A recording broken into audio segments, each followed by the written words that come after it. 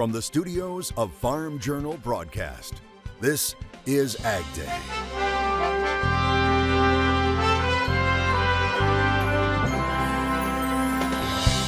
One dairy cow just wasn't ready to start her day. Doris, come on. See your ears moving. Come on, I can see your eye. Yeah. We check in with Doris and her UK farmer who are picking up several followers these days. Wheat surges higher. What Russia is saying right now that's moving markets. If anyone believes any headline coming out of Russia, I feel sorry for them. As farmers in Ukraine get their fields ready to plant. He said, I was afraid, but I need to plant these fields. The life-threatening situation they're facing right now on AgDay. Good morning, I'm Clinton Griffiths. Like farmers here in the U.S., producers in Ukraine are ready to get out in their fields and begin spring planting. But the war with Russia is continuing to wreak widespread devastation on the country. And as Ivan Watson reports from Ukraine, farmers are having to take desperate measures digging landmines out of their fields themselves. Vast stretches of Ukraine's famously fertile farmland, pockmarked with craters and the tail fins of unexploded rockets. Long after Russian and Ukrainian soldiers move on, they leave behind another deadly threat just below the surface. So Alexander's brought me here to see something that's actually, frankly, a little uncomfortable, because right over here on the side of the road are, I don't know, maybe 10 what appear to be tank mines. My guide is a local farmer named Alexander Havrilyuk. Okay, we've got more anti-tank mines here. You can see there's 1, 2, 3, 4, 5 anti-tank mines right here on the side of the road. He says, I brought them out of the field and placed them right here. This 69-year-old farmer says he's desperate to plant seeds before spring, but can't because his fields are littered with landmines, some of which he found with this metal detector and dug out with his own hands. He said, I was afraid, but I need to plant these fields. Both the Russian and Ukrainian militaries use landmines, some designed to take out 40-ton tanks. Lifting anti-tank mines is extremely dangerous. There's often anti-lift devices designed specifically to kill and injure people who try to do that. Murray Cunningham of the demining charity Halo Trust says Ukraine is now littered with a terrifying variety of explosive devices. We're seeing anti-vehicle mines, we're seeing anti-personnel mines, anti-personnel bounding fragmentation mines on tripwires, grenades on tripwires, and we're also seeing cluster munitions. The Ukrainian military estimates nearly a third of the country is now contaminated with explosive devices, but clearing them is slow and dangerous work. And the war is still being actively fought, littering the countryside with new explosives every day.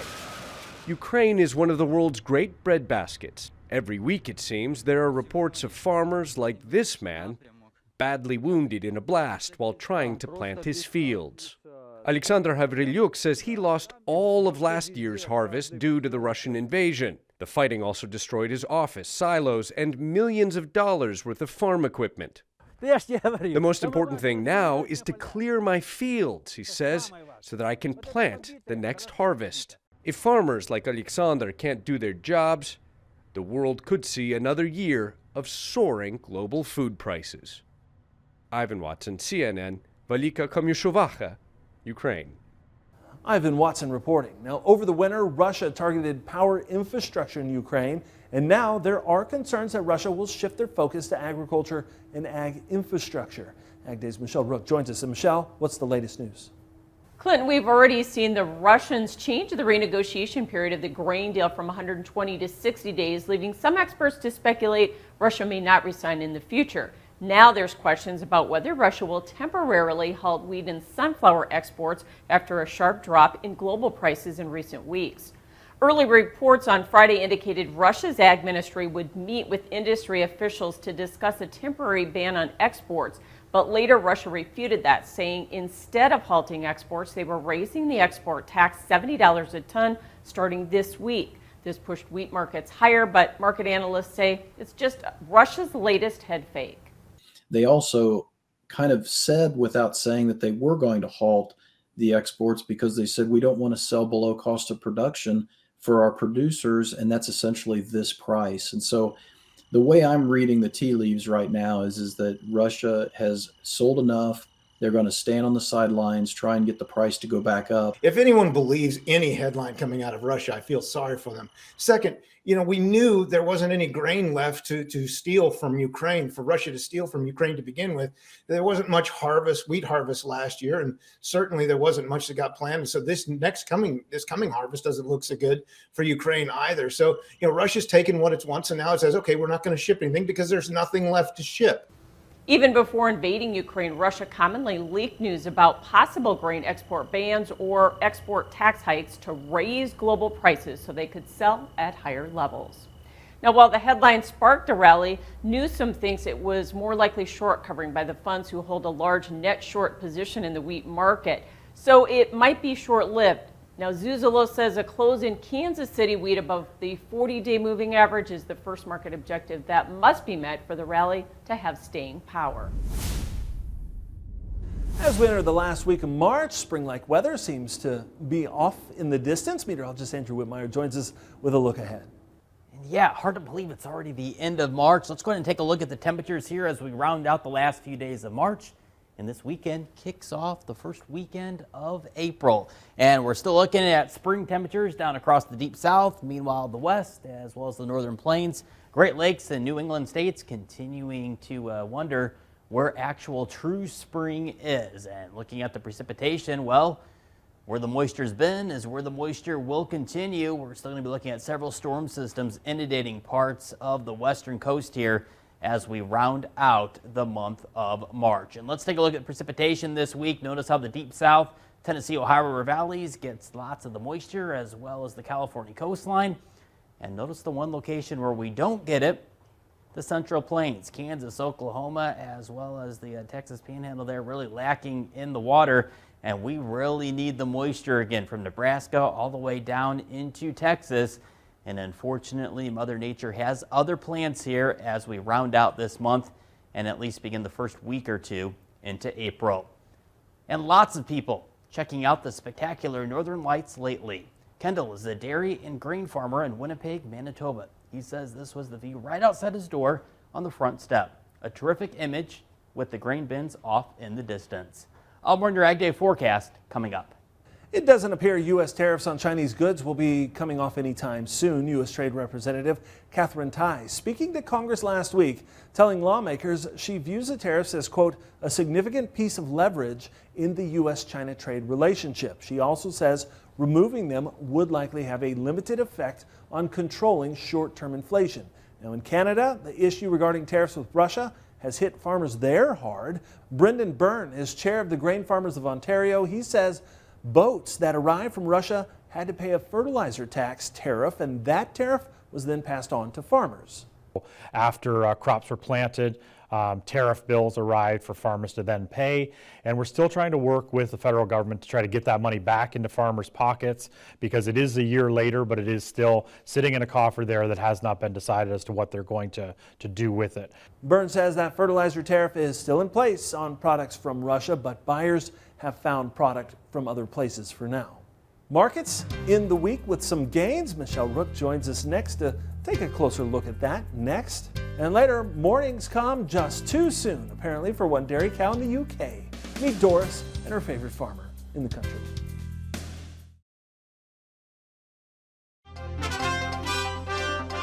China on Friday bought more U.S. old crop corn, topping off 2 weeks of big buying. It purchased another 204,000 metric tons, or 8 million bushels, bringing the 2-week total to more than 2.7 million metric tons, or more than 108 million bushels. And that export demand helped corn in the week with some gains. Michelle Rook is back with a look ahead in this week's markets now.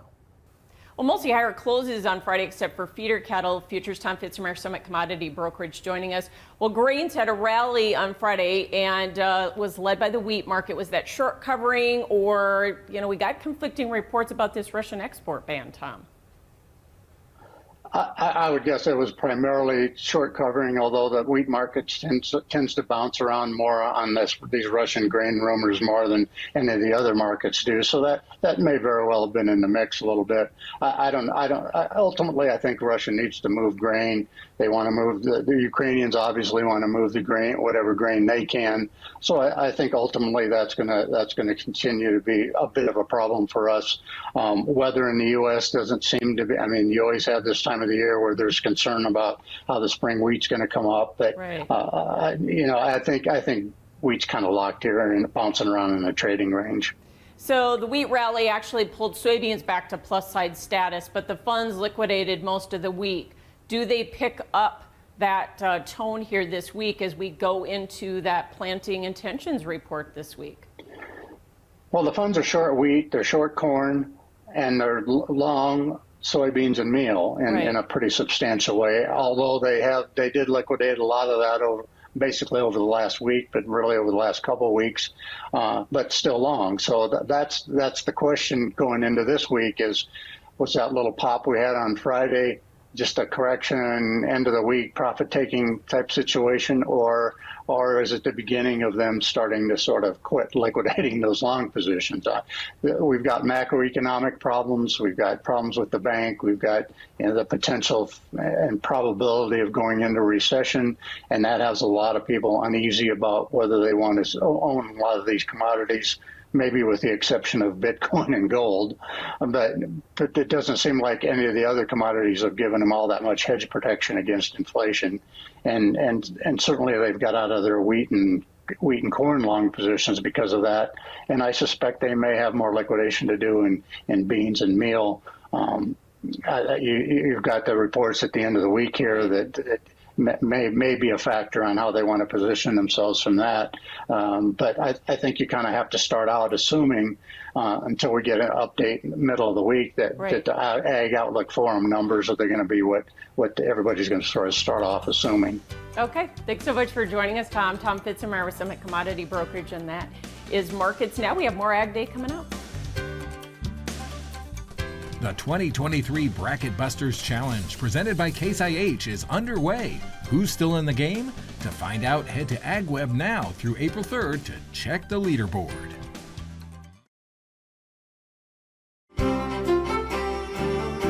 AgDay Farm Country Forecast is brought to you by Calhoun Superstructure, engineered fabric buildings serving the agriculture and fertilizer industries for over 30 years. Visit calhounsuperstructure.com/AG. That's calhounsuperstructure.com/AG.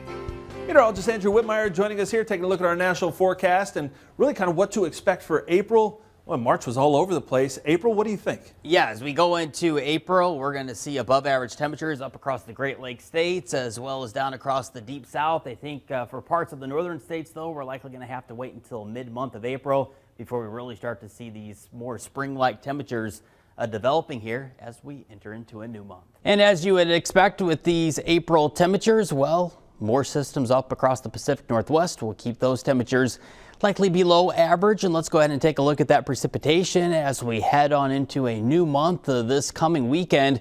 We're going to be looking at below average rainfall eventually taking shape across the Four Corners as well as California, which they do need a break from the water. Meanwhile, the plains, which we need to see the moisture, especially the central and southern half of the plain states, well, it looks like Mother Nature may have other plans here throughout the month of April. Tapping into this week's root zone, again, the blues showing where the soils are very saturated, the reds and yellows showing where the soils are really drying out. And we're watching the northern part of the Intermountain West, the northern parts of the Rockies, down across the central and southern plains. Check out again southwestern Kansas as well as the western tier there of Oklahoma, showing those deep reds. We really need the moisture, but unfortunately it looks like this drier pattern is going to prevail here over the next several weeks. Fingers crossed again that we can get this pattern to shake there for parts of the central and southern plains. Going on to the forecast for this Monday, March 27th, we're going to be watching a few coastal systems developing once again out across the Pacific Northwest. That will provide a little bit of intermountain snow as well. And then as we head towards midweek, we'll be watching another Colorado low pressure system digging out of the central and southern Rockies here. That'll bring with it some light moisture chances across the central plains, more snow for parts of the Dakotas. And as we head on into Friday here, we're going to be watching a warm front trying to lift its way through the Tennessee and Ohio River Valley. That'll provide with it some more showers as well as a severe potential down across parts of the deep south. Check out our temperatures for this afternoon. Looking for a high 39 in Chicago, 81 down to New Orleans, 56 up into Seattle. That's a look around the country. Now let's take a look at your AgDay select cities. Going over to Barnesville, North Carolina, showers, high 75 degrees. Going over to Tennessee, mostly sunny, high 65, low 45 degrees. And Whitewater, Montana, looking at reaching the donut later tonight.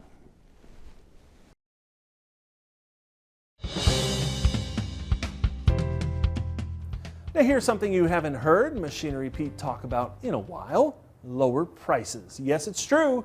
He's excited to share some examples this week. Well, folks, we've known each other for a long time now.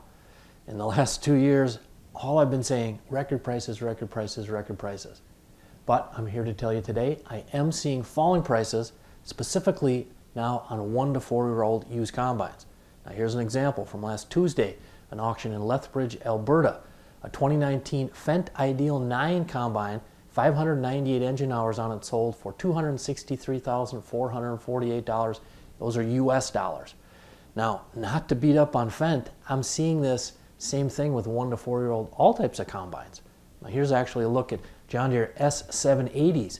The average auction price going back the last few years, and you can see the average went up in 21 and 22, but so far this year in 23, actually an 8.4% drop from 346,900 down to 317,789.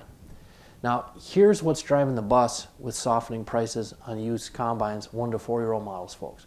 This is a chart from the back end of our machinerypete.com website, supply and demand on used combines for sale. And this chart goes back 2 years. So if you look at the far left, that was spring of 21. And look at the big gap between the high blue line, that's supply, and the orange line, that's you guys shopping for used combines at machinerypete.com.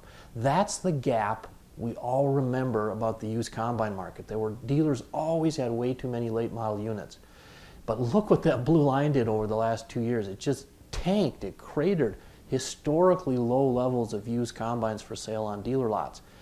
But look at about December of 22. That's right when I started to see auction prices soften up as all prices on everything else was on fire. But 1 to 4 year old combines were getting softer, and it's because the blue line of supply on dealer lots was beginning to spike higher.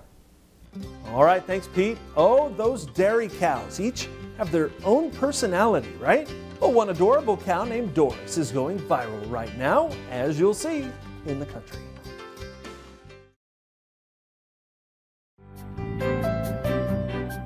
In the Country on Ag Day is brought to you by Pivot Bio. What if you had the nitrogen you need already on seed? Pivot Bio is the first company to apply nitrogen on seed. The nitrogen you need, now on seed, from Pivot Bio. Learn more at pivotbio.com. Well, I spent a lot of time around cattle, raising show animals and working on the ranch, and I'll tell you, there's always plenty of personality. That's exactly what one dairy farmer in England is dealing with, and his friend Doris is going viral. Jeannie Mose reports. Do you hate getting up in the morning? So does Doris. All the cows at Reed's farm on the Isle of Wight in England got up and left for milking. Except for Doris. Doris is actually pretending to be asleep. And for faking sleep, Doris has gone viral. People relate. "I am Doris" was a typical comment. Oh, Doris has got a fantastic personality. She is definitely more person than cow. She's one of John Brody's favorites. You're a mischief maker. Can you leave my coffee alone, please? When Doris pretended to be asleep, John called her out. Doris, come on. I see your ears moving. Come on, I can see your eye, yeah. How'd he know she was faking? Around 30 seconds beforehand, she had her head up and was looking straight at me. She put her head back down, thinking that she was going to get away with it, just to push her luck, be cheeky. Now Doris has fans online. I think I found my spirit animal. Leave Doris alone. But Doris doesn't leave John alone. And why was she licking the back of your head? Grooming. She's grooming me. It means, as far as I'm concerned, she accepts me as a member of the herd. She grooms him, he grooms her. What's this all over your face? All right, thanks, Jeannie, and thanks to Doris. That's all the time we have this morning. We're sure glad you tuned in. From all of us here at AgDay, I'm Clinton Griffiths. Have a great day.